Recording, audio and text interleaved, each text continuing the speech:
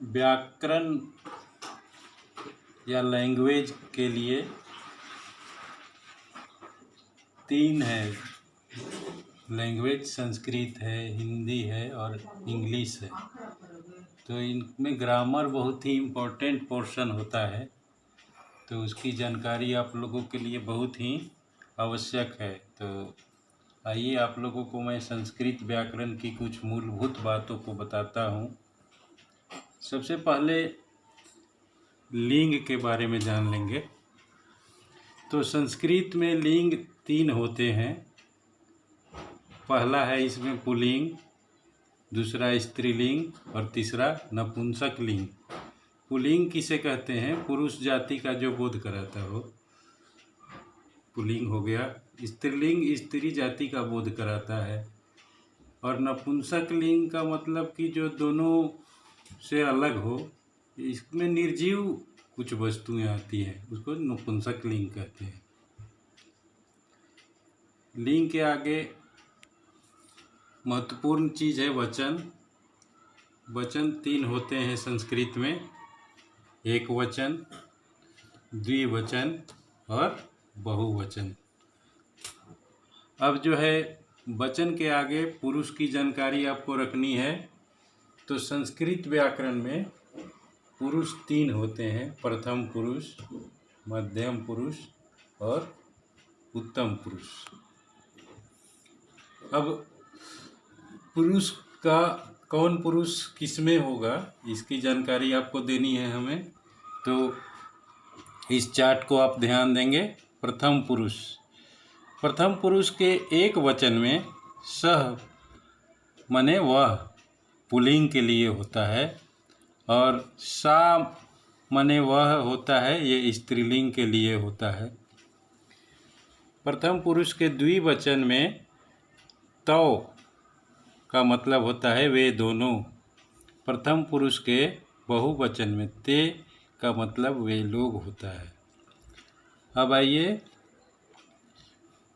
मध्यम पुरुष की ओर आते हैं।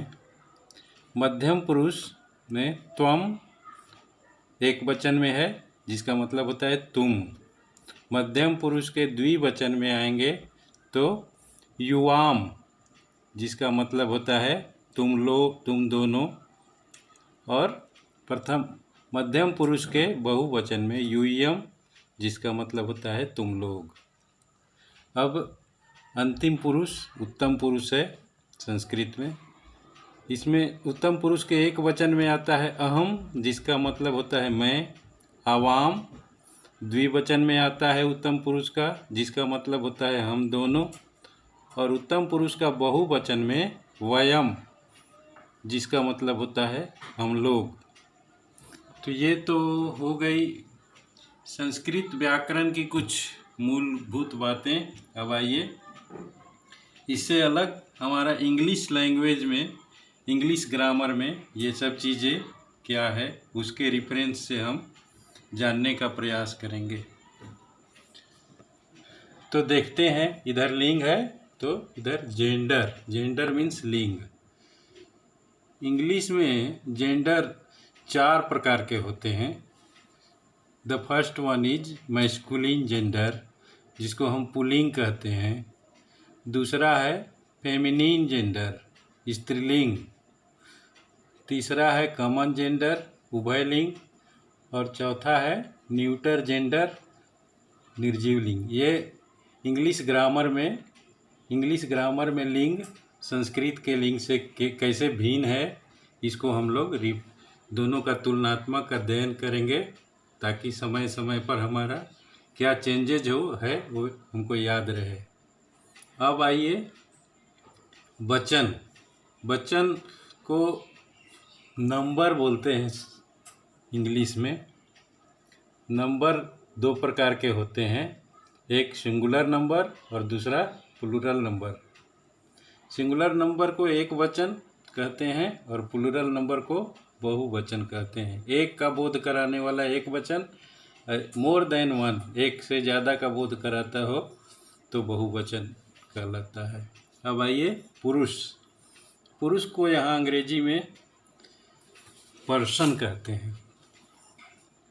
अब यहाँ पर देखते हैं हम कि पर्सन 3 होते हैं इंग्लिश ग्रामर में, फर्स्ट पर्सन, सेकंड पर्सन और थर्ड पर्सन। अब आइए देखते हैं कि ये जो पुरुष का जो टेबल बना हुआ है वह इंग्लिश में पर्सन में क्या चेंजेज होगा, तो बताता हूँ।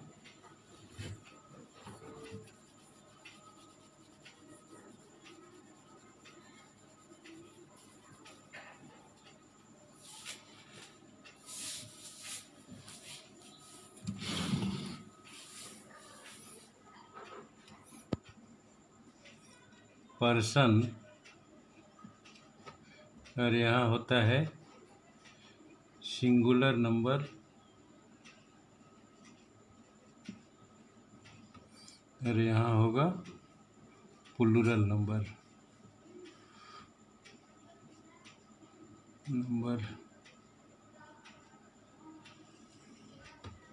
और यहाँ हो गया फर्स्ट पर्सन। फर्स्ट पर्सन में पहला आता है आई, जिसका मतलब होता है मैं, सिंगुलर नंबर में है ये। और फर्स्ट पर्सन के प्लूरल नंबर में होगा वी, जिसका मतलब होता है हम लोग। अब आते हैं सेकेंड पर्सन।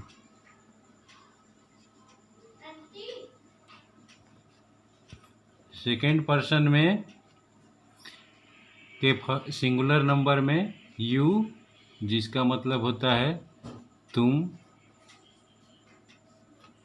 और सेकेंड पर्सन का प्लूरल नंबर में भी यू, जिसका मतलब होता है तुम लोग।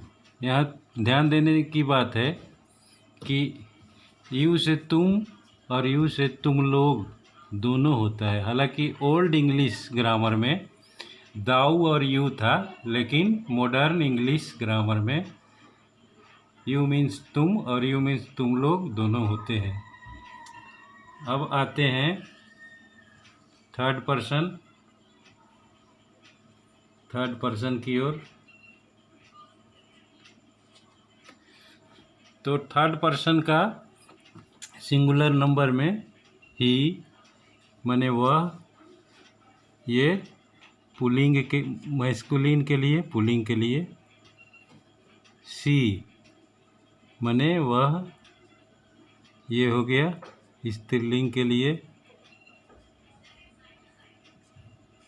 और इट होता है निर्जीव के लिए। और यहाँ पर होता है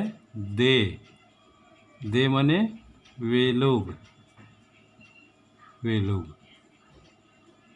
अब यहाँ ध्यान देने योग्य बात है कि फर्स्ट पर्सन में आई और वी, मैं और हम लोग। सेकेंड पर्सन में तुम और तुम लोग। अब थर्ड पर्सन में इसको छोड़ा करके बाकी जितने भी होते हैं, जैसे इसमें नाम भी आएंगे। जैसे एक नाम अगर होगा तो जैसे राम, तो ये थर्ड पर्सन का सिंगुलर नंबर होगा। और मोर देन वन नेम, अगर एक से ज़्यादा नाम होगा तो फिर वो थर्ड पर्सन का प्लूरल नंबर हो जाएगा, जैसे राम एंड मोहन। तो आज वीडियो लंबा हो जाएगा, आज इतना ही तक रहने देते हैं। अगले दिन फिर चर्चा करूँगा। धन्यवाद।